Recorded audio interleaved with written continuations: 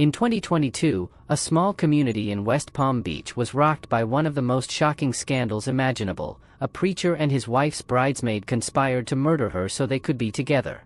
What began as an illicit affair ended in betrayal, bloodshed, and justice served cold. How could someone entrusted with guiding others spiritually commit such a heinous act? And what drove two people to plot the death of a woman who trusted them completely? Welcome to Vic's True Crime Stories, where we delve into the darkest corners of human behavior to uncover tales of deception, betrayal, and justice. We bring you a new story that will leave you questioning how far people can stray from morality, and what it truly means to seek redemption. In the heart of Florida lies the quiet town of West Palm Beach, a place where life moves at its own gentle pace. It's a community deeply rooted in faith, where Sundays are reserved for reflection and worship, and neighbors know one another by name. At the center of it all stood Graceful Hope Church, a sanctuary that had been a beacon of light for generations. Its towering steeple could be seen from miles away, a symbol of hope and guidance for those who sought solace within its walls. Leading this congregation was Pastor Robert S. Brown, a man whose presence commanded respect and admiration. He was known for his powerful sermons, his warm smile, and his ability to connect with people on a personal level. Whether he was counseling a grieving widow or offering words of encouragement to a struggling family, Robert seemed to embody everything a spiritual leader should be. His marriage to Josephine only added to his image as a devoted husband and a pillar of virtue. Josephine was the kind of woman everyone adored, gentle, compassionate, and full of life. She brought joy wherever she went, and her love for Robert was evident in the way she spoke about him, looked at him, and supported his work at the church. Together, they appeared to have a relationship built on trust, mutual respect, and unwavering commitment. Their wedding just months earlier had been a celebration not only of their union but also of the promise they represented to their community, a promise of love, faithfulness, and partnership. But even in the most idyllic settings, darkness can take root when no one is looking. Beneath the surface of this seemingly perfect marriage lay secrets that would soon come to light, shaking the very foundation of the world Robert and Josephine had built together. Among those closest to them was Tracy T. Allen, Josephine's bridesmaid and confidant. To anyone watching, Tracy seemed like the ideal friend, loyal, supportive, and always there when Josephine needed her. Yet, behind closed doors, Tracy harbored feelings far removed from friendship. Her envy of Josephine's life grew over time, feeding into emotions she couldn't ignore. And then, something changed. Something dangerous. What began as misplaced affection soon evolved into something far more destructive. Robert and Tracy found themselves drawn to each other in ways neither could resist. Their connection started innocently enough, perhaps with shared conversations or moments of vulnerability. But as their bond deepened, so did their willingness to cross lines that should never be crossed. The affair became consuming, blinding them to the consequences of their actions.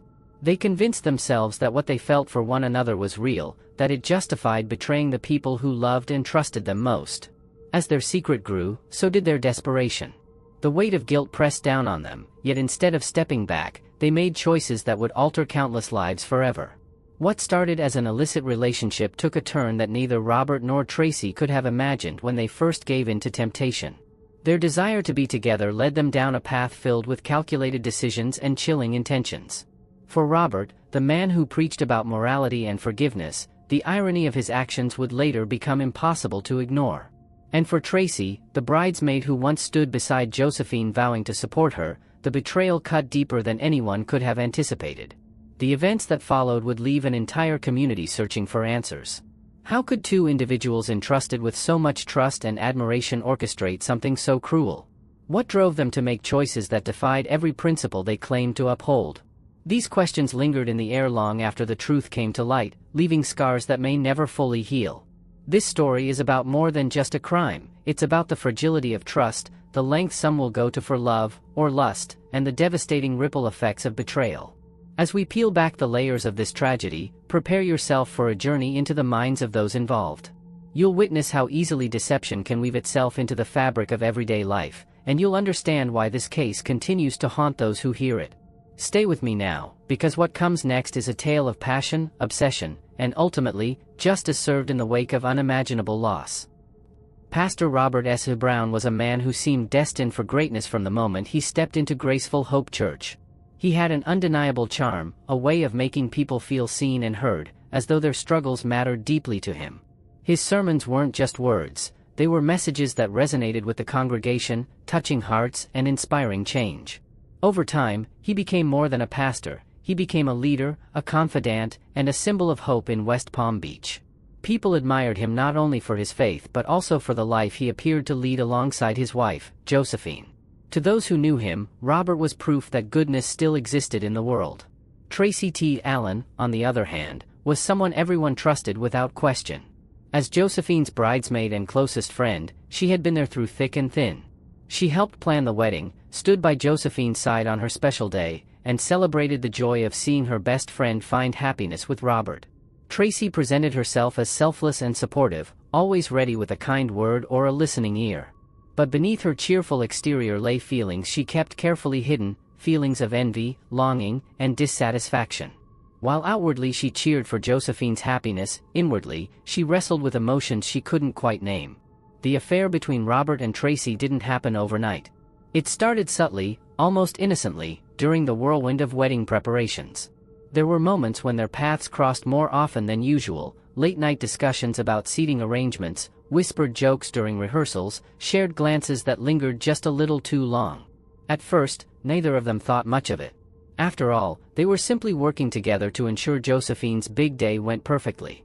But as the weeks passed, those small interactions grew into something neither could ignore. Flirtation turned into flirtation with purpose. A casual conversation became charged with meaning. Before either of them realized what was happening, they found themselves drawn into a web of attraction and secrecy. Their meetings moved beyond planning sessions and into private spaces, quiet corners of the church, empty parking lots, secluded spots where no one could see them. Each encounter fueled their growing obsession, pushing them further away from the lives they were supposed to cherish. For Robert, it was exhilarating, a chance to escape the pressures of being a pastor and indulge in something forbidden. For Tracy, it was validation, a way to feel desired and important in a way she never had before. As their relationship deepened, so did their guilt. They tried to convince themselves that what they felt was real, that their connection justified betraying the people who loved and trusted them most. But the weight of their actions pressed down on them, twisting their desires into something darker. The more time they spent together, the more they began to resent the presence of Josephine. She wasn't just a wife or a friend anymore, she was an obstacle standing in the way of the life they wanted. It started with idle thoughts: what if Josephine weren't around? What if they could be free to pursue their relationship openly, without judgment or consequences? Those fleeting ideas soon grew into conversations, whispered under the cover of darkness. Text messages exchanged between them revealed a chilling progression. "We'll never truly be free unless she's gone," Robert once wrote. Tracy responded with agreement, adding, "I've already looked into how we can make it look like an accident." These weren't mere fantasies anymore, they were plans, carefully crafted and coldly calculated. Their paranoia grew as well.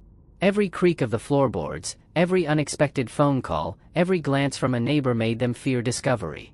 They deleted messages obsessively, avoided being seen together in public, and fabricated excuses whenever questioned about their behavior. Yet, despite their efforts to stay hidden, cracks began to show. Mutual friends noticed shifts in their demeanor, Tracy's jealousy bubbling to the surface, Robert's distractedness during sermons. Even Josephine, oblivious to the betrayal unfolding around her, mentioned feeling uneasy at times, though she couldn't put her finger on why. What drove two people to entertain such unthinkable thoughts? How does infidelity transform into murder? Was it love that bound Robert and Tracy together, or was it something far less noble? Perhaps it was desperation, greed, or even a twisted sense of entitlement. Whatever the reason, their decision to act on those thoughts would leave an indelible mark on everyone involved. The tension surrounding them continued to build, reaching a breaking point neither could turn back from. They convinced themselves that eliminating Josephine was the only solution, the only path to freedom. Plans were laid out step by step, each detail meticulously considered. Sedatives purchased discreetly, timelines mapped out, alibis prepared, all while maintaining the appearance of normalcy to those around them. It was a dangerous game, one that required precision and nerve. And yet, despite the risks, they pressed forward, blinded by their own desires. You might wonder, at what point do people lose sight of morality entirely? When does the line between right and wrong blur so completely that committing the unimaginable feels like the only option? For Robert and Tracy, that line had vanished long ago, replaced by a singular focus on achieving the future they envisioned for themselves. But as history has shown us, actions taken in secrecy rarely remain hidden forever. The truth always finds its way to the surface, and when it does, the consequences are often devastating. This is where our story takes a darker turn. The seeds of betrayal planted months earlier were about to bear fruit, setting off a chain of events that would shock an entire community. The truth began to unravel in ways Robert and Tracy could never have anticipated. It started with small cracks, details that didn't quite add up, moments that seemed off when pieced together. Investigators, led by Detective Maria Alvarez, were meticulous in their work. They combed through phone records, uncovering a trail of incriminating text messages between Robert and Tracy. Messages filled with coded language, whispered plans, and chilling admissions painted a picture far darker than anyone could have imagined. "We'll never truly be free unless she's gone," one message read. Another detailed how they could stage Josephine's death to look like an accident. These weren't the words of grieving loved ones, they were the cold calculations of conspirators. Surveillance footage played a crucial role as well. Cameras from a nearby gas station captured Robert disposing of items shortly after Josephine's disappearance. When detectives recovered those items, they found traces of blood that would later be matched to Josephine through forensic testing. Receipts for sedatives purchased weeks earlier tied directly to Robert, raising red flags about his intentions. Witnesses came forward too, sharing details they had initially dismissed as insignificant. A neighbor recalled seeing Robert acting strangely on the night of Josephine's death. Friends of Josephine spoke of Tracy's growing jealousy, her cutting remarks, and her odd behavior in the months leading up to the tragedy.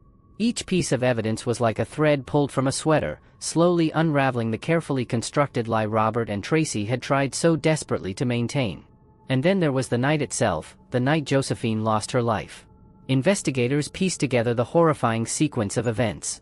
Sedatives had been slipped into her drink, rendering her unconscious. She was then struck with enough force to leave bruises before being left to drown in what was meant to look like a tragic accident. The sheer brutality of it shocked even seasoned detectives. This wasn't just a crime of passion, it was premeditated, calculated, and merciless. For those who loved Josephine, the revelation was unbearable. Her family, friends, and congregation had believed her death was a terrible twist of fate, a random, senseless tragedy. To learn otherwise, to discover that her own husband and best friend had orchestrated her demise, was devastating. When the news broke, it sent shockwaves through West Palm Beach. The community reeled, struggling to reconcile the man they thought they knew with the monster he had become. Graceful Hope Church, once a sanctuary of peace and hope, became a place of mourning and disbelief. Parishioners who had looked up to Robert now questioned everything they had believed about him. How could someone entrusted with guiding others spiritually commit such an act? And how could Tracy, someone who had stood beside Josephine on her wedding day, turn against her so completely? Neighbors and friends reacted with a mix of anger, sadness, and betrayal. One close friend described feeling physically ill upon learning the truth. "You don't expect this kind of thing to happen in your own backyard," she said. "These were people we trusted, people we admired. To think they were capable of something like this," her voice trailed off, unable to finish the thought. Others expressed outrage at the depth of the betrayal, not just of Josephine, but of everyone who had placed their faith in Robert and Tracy. The arrests came swiftly once the evidence mounted. Detectives moved in, apprehending both Robert and Tracy within days of each other. The moment of arrest was surreal, a stark reminder that no one is above the law. Handcuffs clicked shut around Robert's wrists as cameras flashed outside the courthouse. He wore a blank expression, his usual charisma stripped away, replaced by the weight of what he had done. Tracy, on the other hand, broke down in tears, pleading innocence despite the overwhelming evidence against her. Neither of them could escape the reality of their actions any longer. For the community, the arrests brought a strange mix of relief and sorrow. Relief that justice was finally being pursued, but sorrow that it had come to this at all. The image of Robert standing before his congregation, preaching about love and forgiveness, now felt hollow and hypocritical. The memories of Tracy laughing with Josephine at gatherings, pretending to be her closest ally, were tainted by the knowledge of her betrayal. People wondered how they hadn't seen the signs, how they had missed the truth hiding in plain sight. Yet, as painful as it was, the discovery of the affair and the murder plot answered questions that had haunted everyone since Josephine's death. Why had she been so uneasy in her final days? Why had Tracy seemed so jealous, so resentful? Why had Robert appeared distracted, distant? Now, the answers were clear and heartbreaking. What had seemed like isolated moments of tension or moodiness now fit together like pieces of a puzzle, forming a picture of deceit and destruction. This was the climax of the story, the moment when the facade crumbled, exposing the raw, ugly truth beneath. It was a moment that demanded accountability, not just from Robert and Tracy, but from everyone who had witnessed the warning signs and failed to act. As the investigation continued, more secrets came to light, further deepening the tragedy. But even as the full scope of the betrayal emerged, one question lingered: how does a person live with themselves after committing such an act? For Robert and Tracy, the answer would come in the form of justice served, but for Josephine's loved ones, the pain would remain forever. The fallout from the revelation of Robert and Tracy's crimes sent shockwaves through West Palm Beach, leaving no corner of the community untouched. For the members of Graceful Hope Church, the betrayal cut especially deep. They had placed their trust in Robert, looking to him for guidance, wisdom, and moral leadership. He was supposed to be a man of integrity, someone who embodied the values he preached from the pulpit. Instead, they learned that he had been living a double life, one filled with deception, infidelity, and ultimately murder. Many parishioners struggled to reconcile the pastor they thought they knew with the man now sitting in a courtroom, accused of orchestrating his wife's death. Some stopped attending services altogether, unable to step foot in a church that had become synonymous with scandal. Others stayed, clinging to their faith even as they grappled with feelings of anger, disappointment, and disillusionment. Josephine's loved ones were left reeling, trying to make sense of a tragedy that felt almost too cruel to comprehend. For Josephine's family, the pain was immeasurable. They had lost not only a beloved daughter, sister, and friend but also the chance to say goodbye under honest circumstances. The idea that her death had been staged as an accident, and that those closest to her were responsible, was a wound that would never fully heal. As news of the case spread, it quickly became a national sensation. Dubbed "the pastor's sinful secret" by the media, the story captivated audiences across the country. Reporters camped outside the courthouse, eager to capture every detail of the unfolding drama. Talk shows debated the morality of Robert's actions, while true crime podcasts dissected the evidence piece by piece. Social media exploded with theories, accusations, and expressions of disbelief. How could someone entrusted with guiding others spiritually commit such a heinous act? What did this say about human nature, about the capacity for evil lurking within even the most seemingly virtuous individuals? The case dominated headlines for weeks, drawing comparisons to other high-profile scandals involving religious leaders. Yet, what set this story apart was its sheer audacity, the cold, calculated way in which Robert and Tracy had carried out their plan, believing they could outsmart everyone around them. When the trial finally began, it was as dramatic and emotional as anyone could have predicted. Prosecutor Sarah Thompson laid out the case with precision, presenting a mountain of evidence that left little room for doubt. Text messages between Robert and Tracy revealed their chilling discussions about eliminating Josephine. Forensic experts testified about the sedatives found in her system and the traces of her DNA recovered from Robert's car trunk. Surveillance footage showed Robert disposing of items linked to the crime. Witness after witness painted a picture of two people consumed by obsession and willing to do whatever it took to achieve their twisted version of freedom. Defense attorneys fought back fiercely, attempting to downplay their client's culpability. They argued that the text messages were misinterpreted, that the forensic evidence was circumstantial, that there was no concrete proof tying either Robert or Tracy directly to Josephine's death. But their efforts fell flat in the face of overwhelming facts. Sarah Thompson's closing arguments were particularly powerful. She spoke directly to the jury, reminding them of the trust Josephine had placed in both Robert and Tracy, and how that trust had been shattered in the most unimaginable way. "This isn't just a case of murder," she said. "It's a case of betrayal so profound that it defies belief. These defendants didn't just take a life, they destroyed countless others in the process." The moment the guilty verdicts were read aloud in court remains etched in the memories of everyone present. Gasps echoed through the room as the judge announced that Robert had been convicted of first-degree murder and Tracy of conspiracy to commit murder. Cameras flashed as reporters scrambled to capture the reactions of the defendants. Robert sat stoically, his expression unreadable, while Tracy broke down in tears, clutching tissues in trembling hands. In the gallery, Josephine's family embraced one another, relief mingling with sorrow. Justice had been served, but it couldn't bring her back. It couldn't undo the damage that had been done. For the community of West Palm Beach, The trial marked the beginning of a long healing process. Conversations turned toward forgiveness, accountability, and the importance of vigilance even when it comes to those we hold in high regard. Some wondered if Graceful Hope Church could ever reclaim its former glory, while others believed that redemption was still possible. What was certain, however, was that the scars left by this tragedy would remain visible for years to come, a reminder of the devastating consequences of unchecked desire, misplaced loyalty, and the lengths some will go to for love or lust. As the dust settled, one question lingered in the minds of many: how does a community move forward after something like this? The answer, it seemed, would require time, patience, and a collective effort to rebuild what had been broken. When the judge delivered the sentences, it was a moment that brought both closure and reflection. Robert S. Brown was sentenced to life imprisonment without the possibility of parole, a punishment befitting the gravity of his crime. For a man who had once stood before a congregation preaching about redemption, there would be no second chances for him. His days of freedom were over, replaced by the cold, unyielding walls of a prison cell. Tracy T. Allen received a sentence of 30 years behind bars, a fraction of what Robert faced but still a lifetime in its own right. As they were led away from the courtroom, the weight of their actions settled heavily on their shoulders. Justice had been served, at least in the eyes of the law. But no verdict, no sentence, could ever undo the irreversible loss of Josephine's life. The aftermath of the trial left many grappling with difficult emotions. On one hand, there was relief that accountability had been achieved. The system had worked as it should, exposing the truth and holding those responsible answerable for their actions. Yet, on the other hand, there was an undeniable sense of emptiness.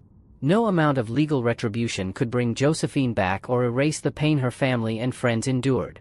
Her absence created a void that nothing could fill, a reminder that while justice can punish wrongdoing, it cannot restore what has been lost. The fragility of trust became a recurring theme in conversations about the case. People wondered how two individuals could betray someone so deeply, not just through infidelity but through an act as final and irreversible as murder. It was a sobering lesson about human nature, the capacity for greed, jealousy, and selfishness that can fester when left unchecked. This story raises questions that linger long after the headlines fade. Can someone truly recover from such a profound breach of faith? Is it possible to rebuild trust after discovering that those closest to you were capable of such betrayal? Or are some wounds simply too deep to heal? These are questions without easy answers, ones that force us to confront uncomfortable truths about ourselves and the world around us. Relationships are built on trust, love, and mutual respect. When those foundations crumble, the fallout can be catastrophic, not just for the individuals involved but for entire communities. In this case, the ripple effects extended far beyond Robert, Tracy, and Josephine, touching everyone who knew them and even strangers who followed the case from afar. It serves as a stark reminder of how interconnected we all are and how fragile those connections can be. As for Robert and Tracy, their lives behind bars have unfolded largely out of public view. Reports indicate that Robert has struggled to adjust to prison life, often isolating himself from others. Perhaps he spends his days reflecting on the choices that led him here, though whether he feels genuine remorse remains unknown. Tracy, meanwhile, has reportedly formed alliances within the prison system, finding ways to navigate her new reality despite the length of her sentence. Both face the consequences of their actions every day, living reminders of the price of their betrayal.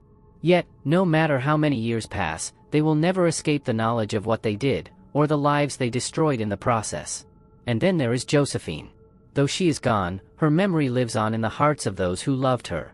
Friends describe her as a beacon of kindness, someone whose warmth and compassion touched everyone fortunate enough to know her. She was the kind of person who made the world brighter simply by being in it. Her legacy is one of love, a love that inspired loyalty, joy, and admiration. Even now, her family continues to honor her memory, sharing stories of her laughter, her generosity, and her unwavering spirit. They refuse to let her be defined solely by the manner of her death, choosing instead to celebrate the beauty of her life. In the end, this story is a testament to the complexity of human relationships and the devastating consequences of betrayal. It challenges us to consider the values we hold dear: trust, loyalty, integrity, and the lengths we must go to protect them.